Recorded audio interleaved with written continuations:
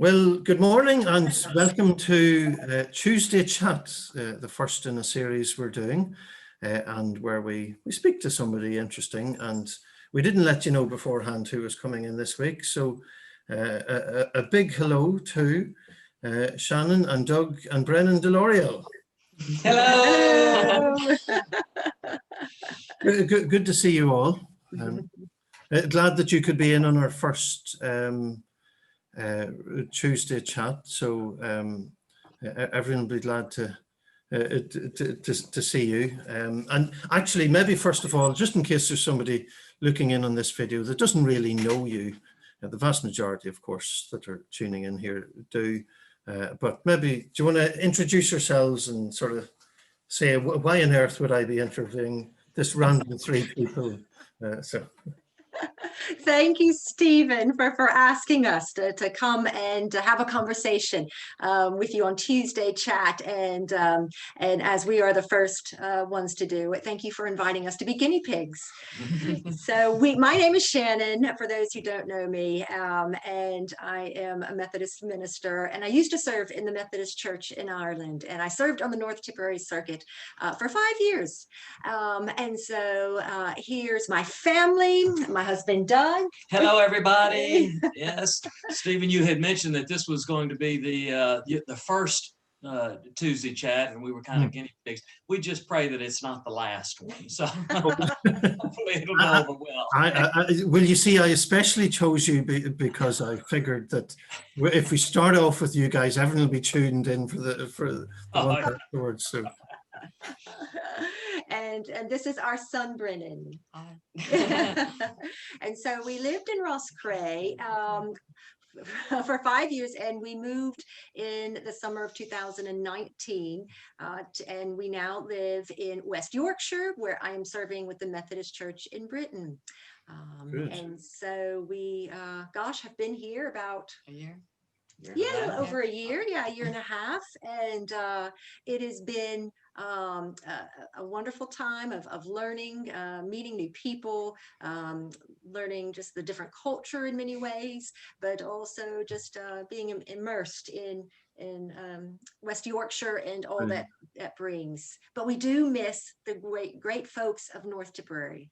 Yes. So we do send you our best on that, and you are always in our hearts and on our minds. Great. Well, I know everybody speaks so fondly of you all, and I know myself, Shannon. You were, and as a family, you were heartbroken to be leaving here. So, but delighted to see you in this setting. Maybe without necessarily going into what has been going on the last 10 months. What sort of setup are you there in Yorkshire?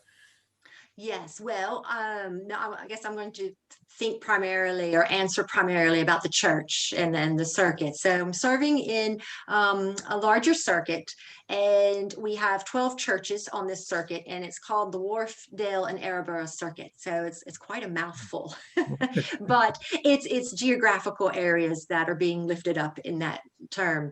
And so in my first year, I was over 2 churches, pastoring 2 churches, and now in my second year, just because of staff changes, I have 4 churches that I'm overseeing. But there is circuit staff, so I'm not the only minister. I have 3 other presbyters and 2 deacons, and I understand deacons are a little bit perhaps a new role that you wouldn't necessarily see in the Methodist Church in Ireland as of yet, but they do ministry and they link the community with the church in various ways. So we have a great staff, as well as some lay pastors and lay workers. And so that is that part of things. And I would say maybe some of the differences that we have noticed is the church congregations might be a little bit larger depending on the church, but maybe not as diverse as what we saw in North Tipperary in terms of age. Okay. I would say the 3 out of the 4 churches that I'm covering right now, only 1 or 3 of them do not have children or young people. And that is not unique to this circuit. It is something all across Methodism here. And so it is a different culture. This society is more secular, as well as pluralistic. There are folks from other faith traditions, and also folks with no faith background. And so I would say predominantly the ministry we have with young people is in the schools. And it's with school assemblies, as well as other opportunities that we can create. So before lockdown, we just had some ideas that we were hoping to work on, but lockdown in a sense has kind of stopped some of those plans, but I won't share that just yet.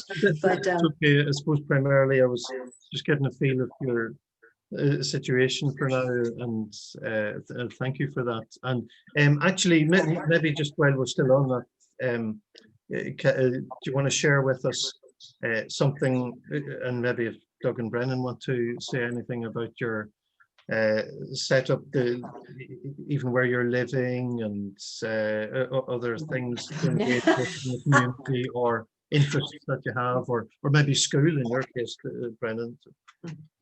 Sure. The little village that we live in is Addingham, and it is north of the city of Bradford, which a lot of folks might be familiar with. And we're in West Yorkshire, and of course, as I'm sure you know, that Yorkshire is known as God's own county. So it is very nice here. Tipperary is. Yeah, I was about to say, I thought that was Tipperary. In any case, it's a small village. I'm really not sure, maybe 1,800 people. And then we're near the town of Ilkley, which is where one of Shannon's churches are located, and that's only 6 minutes down the road. So it's very close. And we really do love it here. In many ways, it's similar to our experience in County Tipperary and in County Antrim. Of course, we were in Northern Ireland for 5 years before we moved down to the Republic. So in many ways, it's similar. In many ways, it's different. But we've been warmly received by the community, the churches, the schools.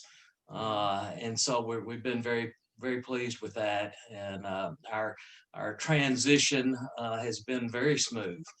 As you alluded to, our leaving Ireland was not exactly our choice, but we've entered into this new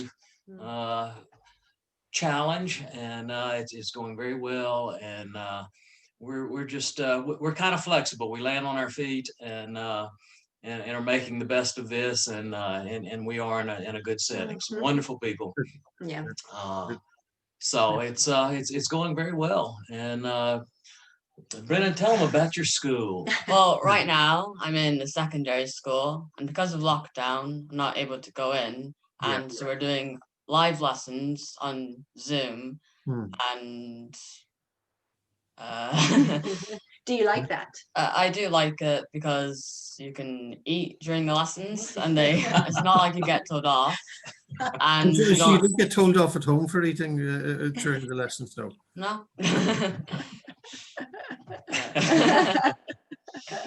Well, another little anecdote or a positive perk about this homeschooling right now, and that he's having these live lessons, is that I got to kind of overhear a bit of his RE class and lesson the other day. I was just making a cup of tea in the kitchen, and they were talking, they look at the different world religions, and it just so happens they were on Christianity. And so the teacher was asking questions, and the students would either type in their answers on the chat function of it, or say the answer. And the teacher had asked, what do the bread and wine represent? in Holy Communion. And one of his classmates said, he must have said it out loud because I heard it rather than him typing it in. Oh, wasn't that Jesus's last dinner? And I just thought, oh, what, I love that phrase, his last dinner rather than his last supper. And it tickled me that, yes, that is part of all of that. Yeah. And just a different perspective and just the way he phrased it. So it caused me a nice little chuckle there. Yeah. And Brennan, like, I suppose at this stage, you've been longer in lockdown or restrictions than, and both yourselves in terms of the church and myself here in North Tipperary, we've been longer in the restrictions than we have been in free times now at this stage. I was maybe just going to ask you, Brennan, how do you find that in terms of school? Do you feel you got to make friends before that time happened, or? Since before when I started school, there wasn't a lockdown, so I could still make new friends before the lockdown started. Good. So I'd still be in contact with them during the lockdown. So it was a good part of it. Yeah. Good. Oh well, I'm pleased about that. Yeah. He was very, very fortunate because within just days of moving here, he made contact with 5 or 6 kids his age that were going to the primary school, which is where he started last year, and became very good friends with them. And for the most part, they also transitioned to the secondary school. Okay. So Okay. he had this group of friends already. I mean, we couldn't have asked for more. It made all the difference in Great. and having that support group, and so it's Okay. that aspect has gone well. Right. Sorry, that was something I hadn't just appreciated, that you actually changed schools. Oh, yes, that's right. In Yeah. September. Okay. Yeah. Wow. That's a lot of upheaval you've had in the last 2 years, Brennan. So yeah. Yes, Okay. yes. Well, it's But- amazing because Stephen, he had gone to St. Cronin's Yeah. primary school there in Roscrea, which was wonderful school, Mhm, and quite a foundation they provided for his education. But it's very small, less than 40 pupils in the entire school, and so he goes to a primary school here that had 200 or so, and then after one strange year there because of lockdown, then he transitions to secondary school at a school that has 2,000 pupils. Oh wow. Oh wow. So Goodness. he's been through quite a change, but has handled it just smoothly, and Yeah. I'm very proud of him. Very proud. Good. Good. And I suppose you should acknowledge your year in Ireland would still be at primary school. Right. Yes, I'm glad you were saying that. I thought of that earlier, but the school system is just structured a little differently. I think the Irish and British kids stay in school for the same amount of time, but it's just structured differently, to where in Ireland he would still be in primary school or national school. But here they send them off to secondary school at age 12. So yes, he is in what they call year 7, Great. at secondary school. Good. And he looks quite formal. His uniform, it's a nice buttoned up collar, a shirt and a tie and a blazer and trousers. I mean, Brennan, would you not have worn that for us? I know. Just go change. Go change. Your hoodie looks far better. Yeah, great. Well, anyway, Brennan, I'm sure you'd be pleased if we moved away from your school and stuff. But Shannon, can I ask about then, in terms of the lockdown, how things have been for you since last March, and how things have changed? Yes, you had mentioned earlier that we really hadn't been both of us, in our stationings that long before lockdown happened. And because of that, there was just limited time to get to know people face-to-face encounters in, socially or just in more relaxed settings, other than worship or business meetings or church, other church meetings. And so that has been somewhat of a challenge. So, moving more to phoning people or gathering people on Zoom, or providing other types of resources for folks for worship itself. There's a term that is becoming popular over here, and I don't know if it has also done so in Ireland, but it's called hybrid worship, where it's a mixture of modes, in a sense, that you are offering worship through, such as for folks who don't have the internet. So we send printed resources, weekly sheets. For those who do have internet access, we provide online services where part of it's been recorded, like this. We have done one Zoom service in one of my churches. And so other churches on the circuit are doing Zoom services every week. So it just depends on what the capabilities are in your congregation. And then for some churches, they've been able to reopen throughout, the last several months when it was permissible. And so they really wanted to reopen and have in-person worship. So you're doing in-person, online, and printed worship resources. So that's this term called hybrid. That's kind of what is factored into all that. And it's rewarding, but it's also challenging. But I guess the most important thing is helping to get the word out, to get the message out of God's love, and doing so on a regular basis. And sometimes that is also really about just picking up the phone and having a phone call with someone, and trying to help organize others in doing that too. So it has been there's been wonderful new opportunities that have presented themselves with this, as well as great challenges. So, we shall see. We all are considering the vaccine for this virus to be such a great light of hope, great hope for the future, that things will change, that things will get better. So we are just taking it one day at a time, and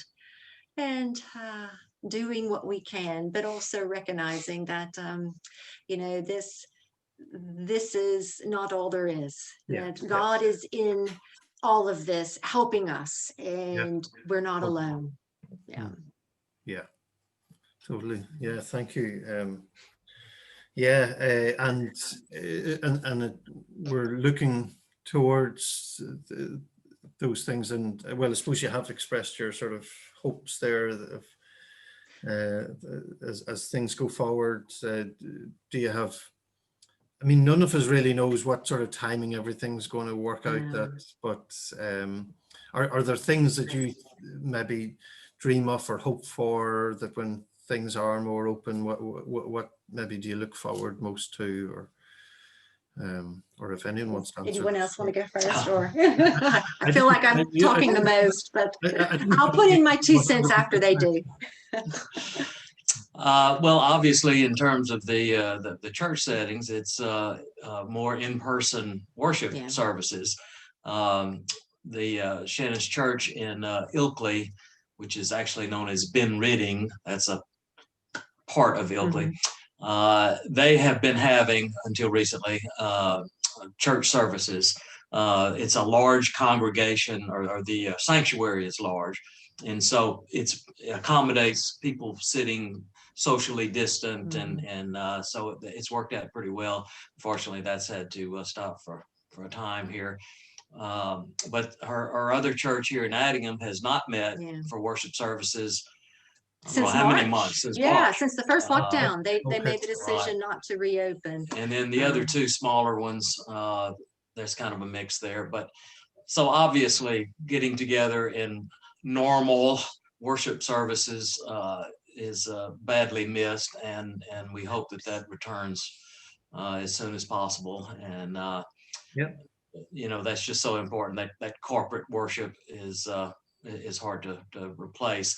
Although with some of the things that Shannon was talking about, with the the Zoom services and online services and letters and mailings and the various things that that she has done, and others obviously, it's kept that candle burning, and in fact in some ways has even reached new people. Yeah. Because now and then we hear of some far away, that because of a family or friendship relationship, whatever, has become aware and has tuned in, and so this has actually provided some outreach that you wouldn't possibly not have ordinarily had.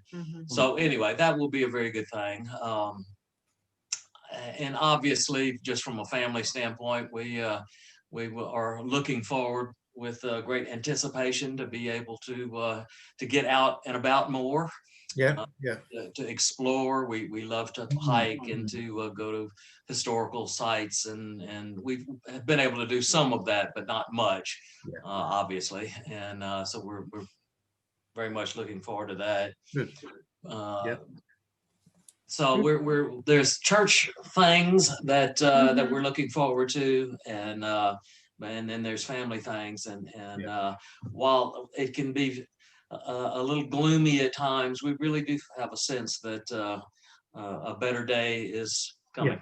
Yes. Yeah. Thank you for that. Yes. And I don't know if you wanted to add anything. No. Okay. We couldn't go to the US last summer, because of the pandemic. And so we're really hoping that we can go this upcoming summer, because it will be nearly 2 years since we've seen our family. Yeah. So that has been really hard. But on the flip side, we are all Zooming, shall I say, with both sides of the family every 2 weeks. So in one sense, we are seeing them more often now. Virtually than we did before. So that has been a bonus that has come out of our time apart from them. But it sure would like to be able to give them a hug at some point. And so we are just looking forward to things being different. And I just want to echo what Doug was saying about in-person activities and worship. We were created, to be in community with one another. And I think people are longing for that, to be able to happen again face to face. Yes, we do, run into people if we're out on a walk and, and have a nice chat with them. But it's not the same as, having people over or us going over and having a cup of tea with someone, even outside in the back garden or whatever. So I look forward to those simple things of being able to do that again. That helps foster deepening relationships amongst the people. Very definitely. We long for that, and we value that for so much. Can I maybe throw in something that just picking up on something you said earlier on about the context that you're in a secular and pluralistic society, and certainly I feel the challenge and I suppose the calling to think, right, how does the church be church in today? Well, I'm thinking in today's Ireland, and the movement that Ireland has been on over the past number of decades, from quite a religious society to, and then maybe even just in the past week, there's been the report on the mother and baby homes, and so there's a lot, a lot has changed in our society here. And yet, it is still very different in many ways from England, in certain ways. So, do you want to reflect anything on the challenge of this secular pluralistic society that you find yourself in, and anything that the churches need to maybe think about, or what maybe throwing that in? Yes, well, I'll just share a few thoughts on that.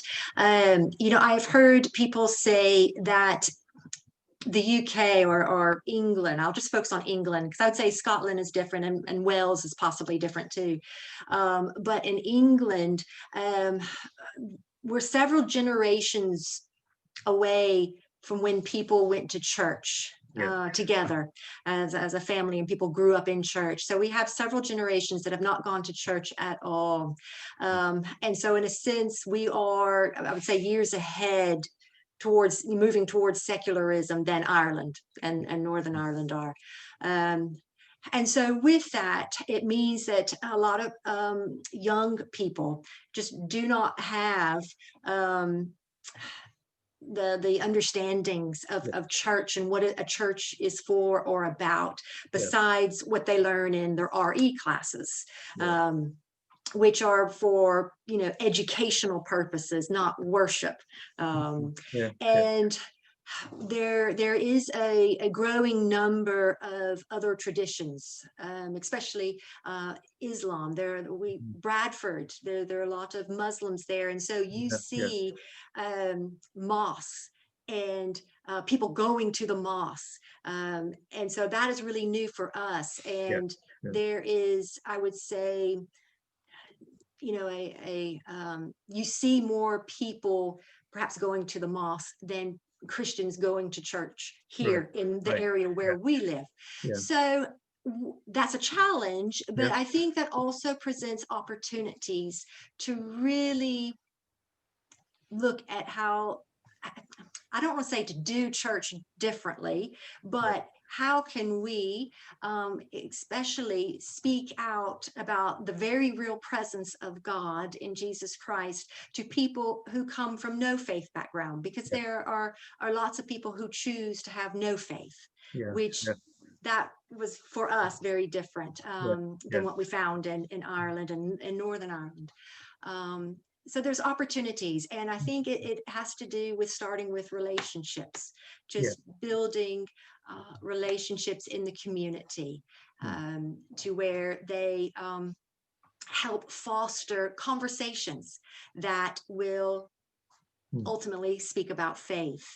So there's lots of opportunities with it, but it's just about being creative and being open to how God's Spirit works.